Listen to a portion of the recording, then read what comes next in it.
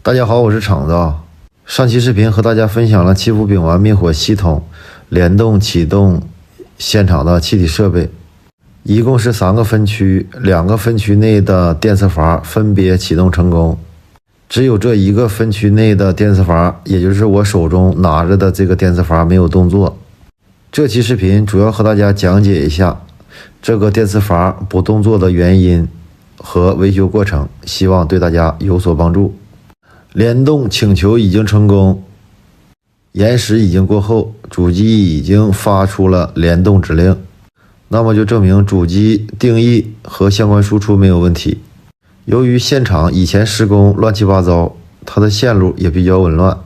我第一时间怀疑到它的启动线路出现了问题。首先我将电磁阀从它的线路上给它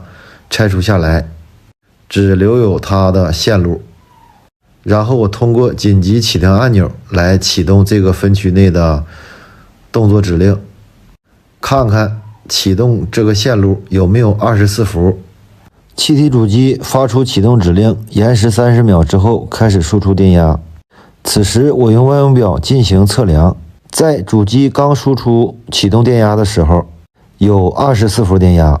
也就过了3到5秒，电压迅速降低，最后直至电压没有消失。由于没有启动电压，我们来到了它主机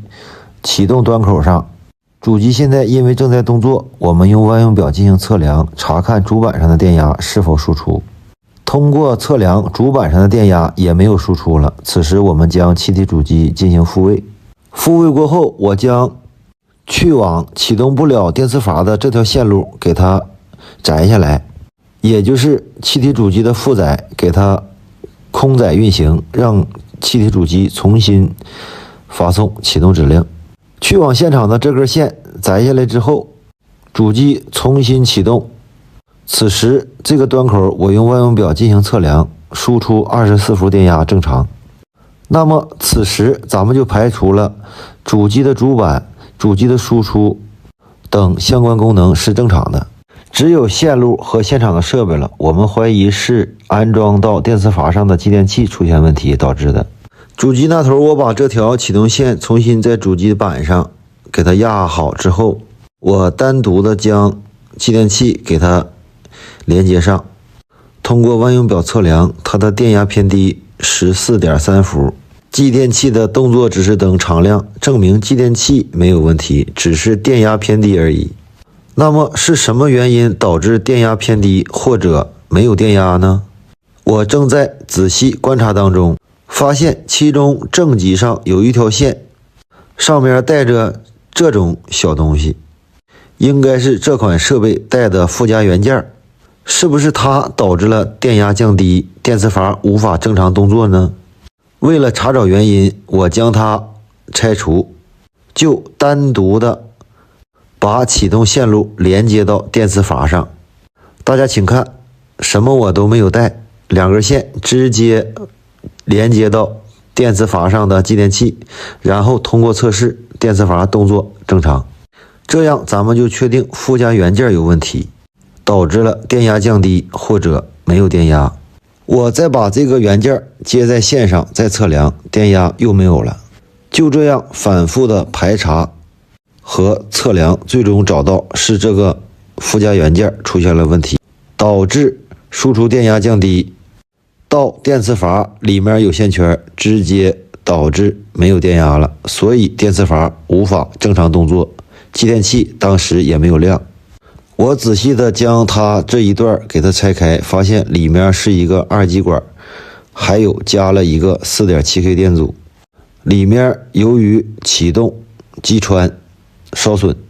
导致电压降低，再加上咱们电磁阀的线圈也需要电压，所以直接导致电压输出没有了。还好这款老式的气体主机内有这种维修包，里面带有新的这种附加元件，咱们给它更换一下，连接到这根线上，这个问题就解决了。发现问题之后，更换完成之后重新启动进行测试，大家请看，电磁阀动作正常，探针正常弹出。这个问题维修结束。还有小伙伴问过我，这个探针如何复位？大家请看，现在主机正在输出24伏，只要气体主机进行复位，就停止了24伏的输出，这个探针自动就复位了。主机运行稳定之后，火警消除之后，达到自动状态，咱们将电磁阀重新安装，剩下的工作就是线路的重新捋顺和加保护管，像这乱七八糟的线头子都给人家处理一下。本次服务结束。以上所说就是根据现场的测试发现电磁阀无法正常动作的一个故障维修过程。希望小伙伴们以后遇到这款产品发生这种问题，对大家有所帮助。一切从现场的实际角度出发，和大家分享这些消防的相关知识，希望能够帮助到大家。点赞、关注、收藏、转发、评论，长按点赞键，强烈推荐。你们的支持是我最大的动力，小红心啥的帮忙点一点。今天视频就和大家分享到这儿，咱们下期视频不见不散。